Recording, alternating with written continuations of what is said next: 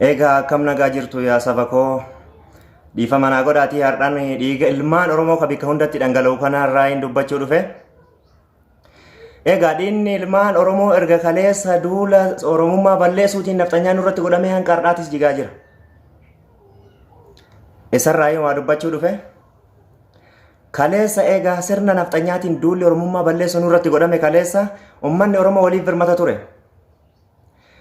Yogguu Harargee fi Arsiitti akkasitti Harargee kooti farsii kooti akkasitti dhiiga dhangalaasan uummanni Oromoo akka har'aa nuyi kana sooshaal miidiyaa fi miidiyaa qabaatee walitti birmateeti du'a wal oolfata. Kaleessallee du'a wal oolfataa ture. Xalayaa barreesseeti akkasii walii birmataa ture. Har'a nuti osoo dhageenyu osoo miidiyaan akkasittiin nama Oromoo nama tokkooti har'a Oromoon guutuun dhagayeeti bula. Kaleessa Oromoon miidiyaan qabu akkasitti walii birmataa ture. Du'a wal oolfataa ture. Walirratti du'aa ture. Har'a nuti anaafsi osoo dhageenyu osoo duu ilmaan Oromoo tokko dhageenyu rafutti jirra jechuudha. Kanarraa hin dirqama qabaan dirqeetiin dubbachuuf dhufeen. Dhiiga ilmaan Oromoo ka jiguutti jiru kan.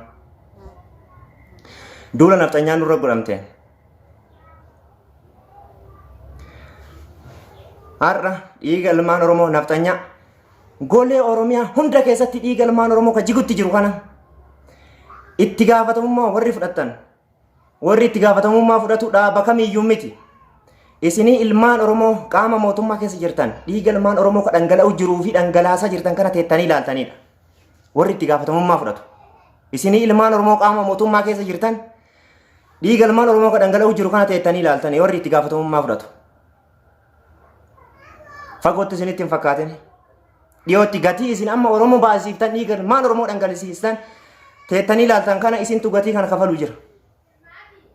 Oromoo qaama mootummaa keessa jiru. Aarsaa ilmaan Oromoo baasiftan dhiiga ilmaan Oromoo dhangala'u kana teettanii ilaaltan isintu itti gaafatamummaa fudhata. Kana yoo jedhu wayyaanee fi nafxanyaan qooda keessaan qabduu miti isaa fi guyyaaf seenaa kenne gaafa haalootti baanu qabna. Dhagaa ammoo dhaamsata kan qaba yaa ilmaan Oromoo. Warreen biyya alaatii fi keessa jirtan jechuudha. Waliif birmadha. Walloo fi Karrayyuu akka bara Sumaalee sanitti wal cinaa dhaabbachuu qabdan. Cinaa dhaabbachuu qabna.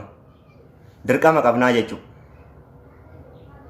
Har'a ilmaan Minilii gaduma baasaniiti uummata nagaa rashanutti jiran. Kana laalu jirraa jechuu nuti.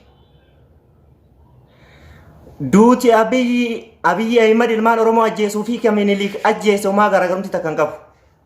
Duula Oromummaa balleessuuti jechuudha kan irratti manan bar. Silaafuu madaani qabnaa aanoleef calanqoonni dubbannaa jechuudha. Nafxanyaan numiiteerti ni beeka eenyumtuu kana. Har'a wagguu isaan ilmaan Oromoo gadi baasanii akka hoolaatti qalan kana teennee laallee ammallee seenamaa kenne seenamaa dubbannaa nuti.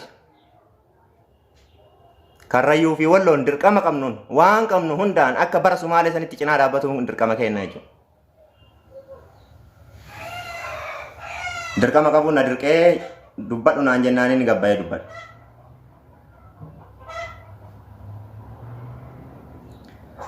Akkasii walirratti ilaaluu hin qabnu. Waliif birmannee walirratti duunee du'aa akka wal oolfannu. Kanan isiniin jedha yaa saba koo isin jaalladha.